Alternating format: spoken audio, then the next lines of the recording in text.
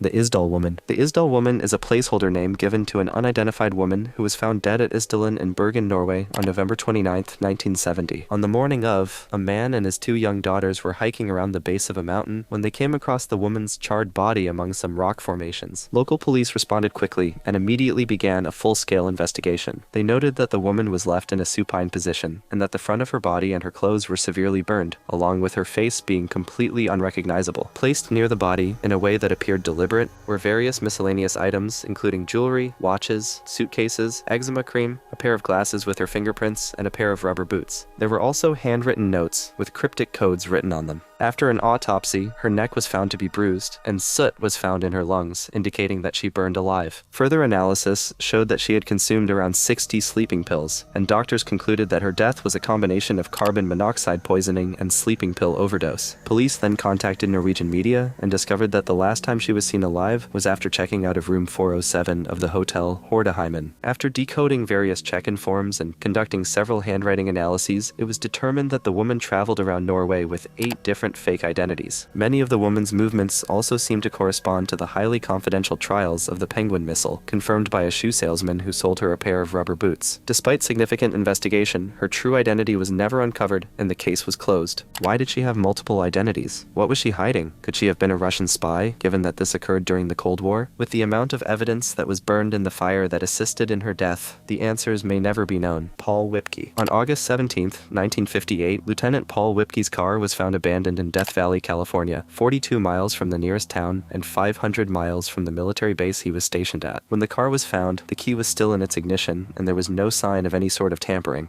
The Army reported that Whipkey had been missing for 5 weeks and, in fact, was wanted for deserting his position. 9 months passed before an official search was conducted for his body, and the Army later concluded that Paul may have wandered out into the desert and succumbed in the extreme heat, and that the shifting sands have made it a near impossibility to find or recover his remains. However, the people close to him weren't satisfied. According to his brother Carl, on the same morning Paul had left for Death Valley, 2 soldiers completely stripped his room of all of his belongings without notifying any family members. It is also said that before his disappearance, he was meeting with mysterious men on occasion. Carl theorizes that Paul was recruited into an ongoing CIA program, and that when he left the base, he went on classified assignments. While conducting his own personal investigation, he found that Paul, prior to his disappearance, had been involved in several secret atomic testing missions, potentially confirming his theory. Paul had been exposed to radioactive fallout as a result of these missions, and had to have all of his teeth removed. Later, Carl found out that Paul's friend Lieutenant Charles Guess had vanished while flying a plane 11 days after Paul disappeared. Over a year later, his remains were found in the northern area of Death Valley. What was going on in Death Valley? Why is it that Charles's remains were discovered but not Paul's? Was Paul involved in secret Soviet investigations? Was his death actually caused by further nuclear exposure and the military tried to cover it up? Suspiciously, in 1977, the FBI destroyed their files on the case, so the answers will likely remain buried. K-129. K-129 was a ballistic missile submarine that served in the Pacific Fleet of the Soviet Navy. In 1968, after a worrying 2 weeks of silence during the submarine's patrol in the Pacific Ocean, Soviet Navy officials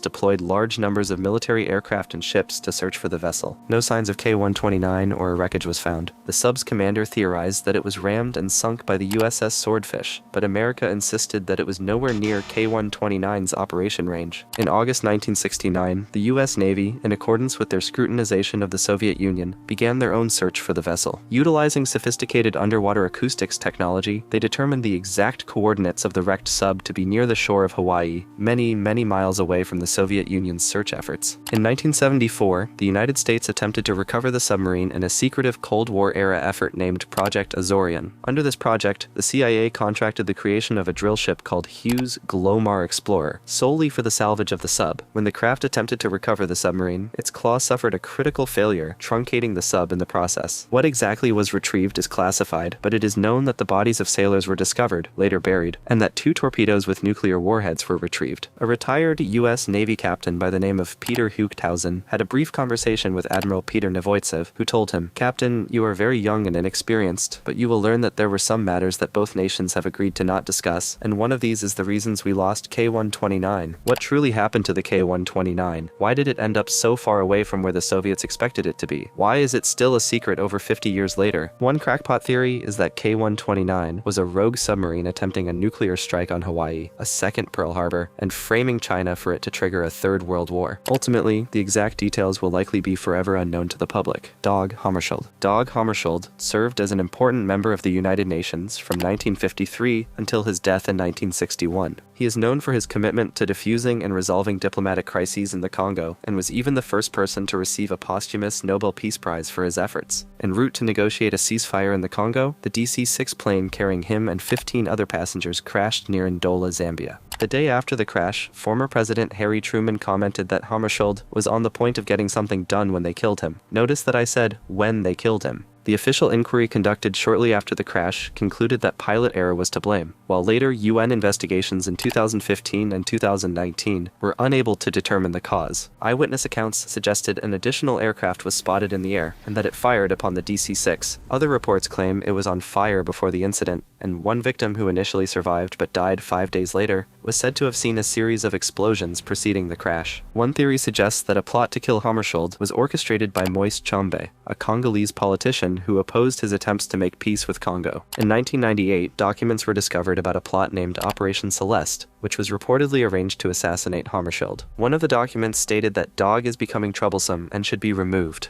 The plot was backed by the CIA and MI6, and the South African military was to carry it out. However, the authenticity of these documents could not be confirmed, as the only discovered records were copies instead of originals. Was the crash that killed Hammarskjöld truly an accident, or was it the result of a deliberate attack by those threatened by his peacekeeping efforts in the Congo? Who is this mysterious they that Truman was referring to? Despite investigations continuing to this day, the true circumstances may never be known. Raoul Wallenberg. Raoul Wallenberg was a Swedish diplomat known for his efforts in saving thousands of Jews from the horrors of the Holocaust. On January 17, 1945, at a pivotal moment when World War II transitioned into the Cold War, he was detained by Soviet authorities under unclear circumstances and subsequently disappeared. His last recorded words were, "I'm going to Malinowski's. Whether as a guest or prisoner, I do not know yet." According to the Soviet government, Wallenberg died suddenly in his cell as a result of heart failure in 1947, and it was ordered that the body be cremated without autopsy. In 2000, this claim was retconned when the Russian government announced that the cause of his death was execution.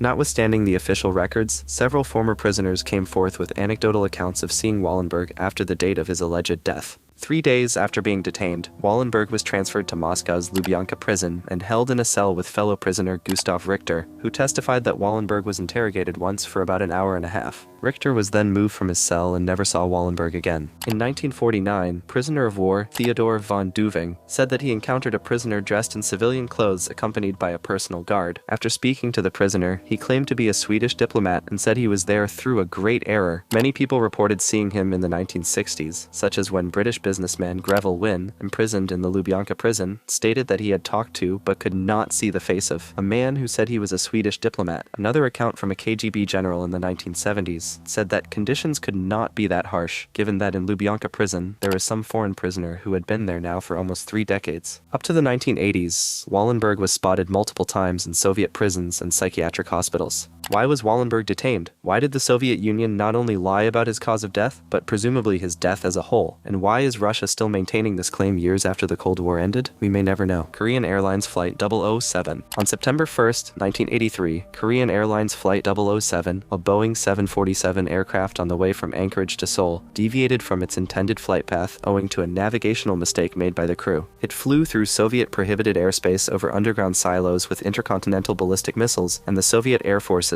perceiving it as an intruding U.S. spy plane, shot it down. The plane was destroyed, and all 269 passengers and crew aboard, including U.S. Congressman Larry McDonald, a strong anti-Soviet activist, perished. The Soviet pilot who shot the plane down noted that its navigation lights were blinking, meaning it couldn't have been a spy plane. After being shot, the plane remained airborne for a rough estimate of 12 minutes until it crashed in the sea. Search and rescue missions were deployed by the United States, Japan, and South Korea, but the Soviet Union eventually located the wreckage in Soviet waters 2 weeks later. Civilian divers cited a concerning lack of identifiable human body parts, suggesting that the remains were possibly trawled out in secret, or that they were obliterated by the crash. How could a trained flight crew make such a colossal navigational error and then completely fail to notice until it was too late? Why did the Soviet air defense neglect the signs that the airliner wasn't a threat? Is it possible that the misdirection of the flight was orchestrated by a Soviet spy aiming to get rid of the anti-Soviet congressman on board? The lack of definitive answers concerning the incident contributed to the rise of numerous conspiracies, one being that the damaged plane actually landed in Soviet territory and that the passengers and crew were imprisoned.